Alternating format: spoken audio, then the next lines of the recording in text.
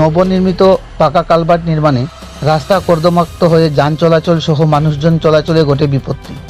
ঘটনাটি ঘটে উত্তর জেলার পানিসাগর মহকুমার অন্তর্গত পাহাড়ি অধ্যুষিত দুগঙ্গা গ্রামে। জানা গেছে, পাহাড়ি অধ্যুষিত দুগঙ্গা গ্রামের সাথে উভয় দিক থেকে যোগাযোগের একমাত্র অবলম্বন ওই রাস্তাটির একদিকে জলাবাসা বাজার পর্যন্ত বিস্তৃত এবং অপরদিকে আসামাগতলা জাতীয় সড়ক হয়ে নোয়াগাং এলাকা থেকে সরাসরি ইন্দুরাইল এডিসি গ্রামের সাথে সংযুক্ত। দুগঙ্গা গ্রামে উড়াং বস্তিতে 50-60 পরিবারের বসবাস হলেও উত্তর পদ্মবিল, বরার বাজার, ইন্দুরাইল, দুগঙ্গা বিল বস্তি সহ উড়াং বস্তি এলাকায় হাজার হাজার জাতি জনজাতি অংশের জনগণের বসবাস। রাত পুহালেই এই রাস্তাটি ওই সমস্ত এলাকার লোকজনদের যাতায়াতের একমাত্র মাধ্যম। ওই এলাকার জনগণের যাতায়াতের সুবিধার্থে দুগঙ্গা থেকে জলাবাসা রাস্তার মধ্যবর্তী এলাকায় নির্মিত হয় একটি পাকা কালভার্ট।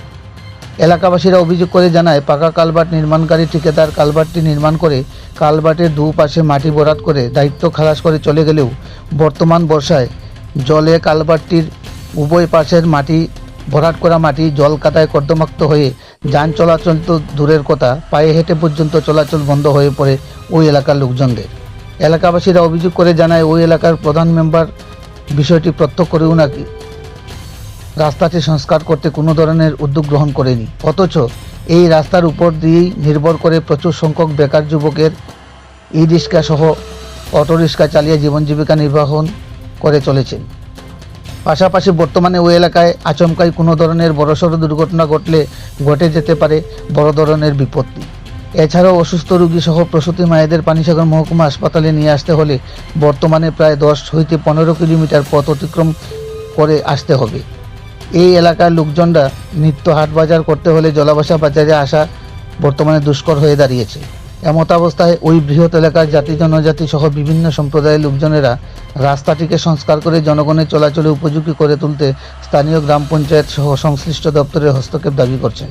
এখন দেখার বিষয়, স্থানীয় লোকজনদের সমস্যা নিরসনে সংশ্লিষ্ট দপ্তরের পক্ষ থেকে কী উদ্যোগ গ্রহণ করা হয়। পানিসাগর প্রতিনিধি রিপোর্ট, শ্যামলী ত্রিপুরা। কি নাম দাদা আপনি? এই জায়গাটার নাম কি? এলাকাটার দুগঙ্গা। তো আমরা দেখতে পারলাম যে এখানে রাস্তার মধ্যে প্রচন্ড কাদা এবং নতুন একটা ব্রিজ মনে হয় সম্ভবত নির্মাণ হয়েছে। তো কতদিন যাবত এইভাবে এই রাস্তা পড়ে রয়েছে? ব্রিজ বানাইছে, নতুন মাটি দেওয়া হয়েছে, গাড়ি ঘোড়া বেজান কষ্ট পাওয়া যাইতে আইতে। এখন আপনারা কিভাবে যাওয়া আসা কিভাবে করেন? বেজান কষ্ট পাওয়া যায়।